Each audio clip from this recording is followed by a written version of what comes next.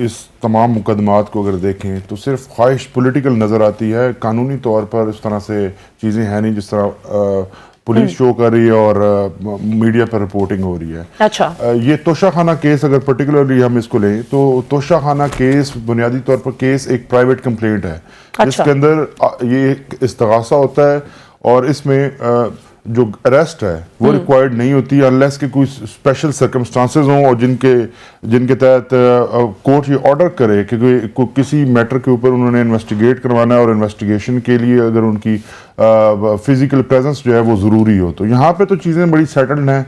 एक ऐसा जुर्म अलैज किया जा रहा है जो बेसिकली जुर्म है ही नहीं। अच्छा, तोशाखाना से चीज़ें लेना वो एक कानूनी उसका तरीकाकार था। उस तरीकाकार के तहत खान साहब ने वो पैसे देकर जो है वो चीज़ें खरीदी और वो चीज़ें खरीदना कोई जुर्म नहीं था और उनको अगर खरीदना जुर्म नहीं था फिर उनको अगर ज़ाती मिल्कियत में जब आ गई तो उनको बेचना भी जुर्म नहीं था। तो ये सारी एक पॉलिटिकल स्टोरी बनाई गई है जिसका मकसद सिर्फ और सिर्फ इमरान खान साहब की ज़ात के ऊपर करप्शन के एलिगेशन लगाना। और दूसरी तरफ आप देखें कि जो जिनके साथ खान साहब इस वक्त नबर्द आजमा हैं वो लोग वो हैं जिनके लंदन फ्लैट्स जो हैं वो बड़े मशहूर हैं। पनामा के ऊपर की जो स्टोरीज हैं वो उनके मरकजी किरदार रहे हैं।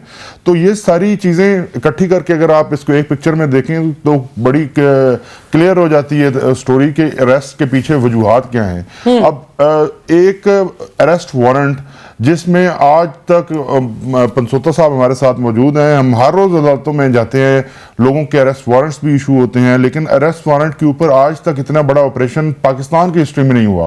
और जज साहब के जो रिमार्क्स थे जफर इकबाल साहब के वो आपके सामने है कि जो उन्होंने खुद कहा कि ये दुनिया की तारीख का सबसे महंगा वारंट है। तो ऐसा वारंट जिसकी एग्जीक्यूशन के लिए आप पूरे मुल्क को हिजानी कैफियत में रखे हुए हैं, उसकी ज़रूरत क्या थी? उसकी ज़रूरत सिर्फ और सिर्फ पॉलिटिकल माइलेज थी जिसको हासिल करने के लिए ये सारा लाहौर में ड्रामा बनाया गया। और कल जिस तरह से इसको सिक्योरिटी के नाम पर दहशत फैलाने की कोशिश की गई, टेरराइज करने की कोशिश की गई। सबसे पहले तो आप ये देखें कि जो उनकी खान साहब की कानूनी टीम है जिसमें ख्वाजा हारिस साहब हमें लीड कर रहे हैं, उसके अलावा अली एजाज बुट्टर साहब हैं, नईम हैदर पंजोथा साहब हैं और मैं हूँ। तो हमारे नाम उस लिस्ट के अंदर मौजूद नहीं थे।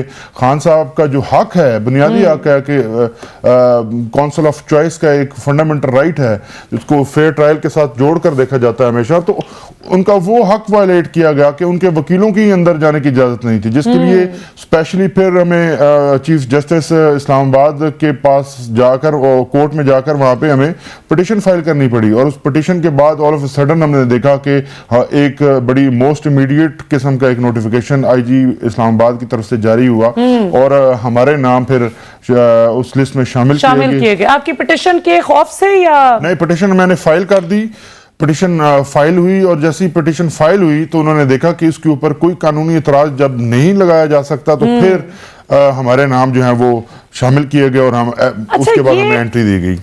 ठीक है, तो मैं पंसोटा साहब की तरफ भी चलूंगी। एक क्विक क्वेश्चन आपकी तरफ कि इसमें आपको क्या लगता है, यानी इमरान खान साहब के अगर वकला ही अदालत में नहीं जाएंगे तो फिर कौन केस फाइट करेगा? तो आप लोगों को अदालत में ना जाने देने का जो एक कोशिश थी उसके पीछे आपको क्या मोटिव नजर आता है?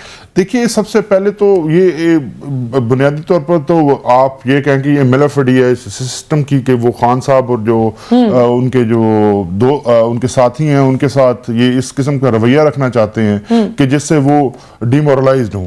अच्छा, तो बेसिकली आप वकील को अदालत में जाने से कैसे रोक सकते हैं? सिर्फ मेरा मुकदमा नहीं था, बिल्कुल वहां पर और भी अदालतें हैं। उस कंपाउंड के अंदर एंटी टेररिज्म कोर्ट है, उसके अंदर नैब अदालतें हैं और आम आवाम के केसेस वहां पे लगते हैं। तो जब एक फॉर्मर प्राइम मिनिस्टर के वकील को आप वहां नहीं जाने दे रहे तो आप आम आवाम का देखें कि वहां पे क्या हाल किया होगा। बिल्कुल सही।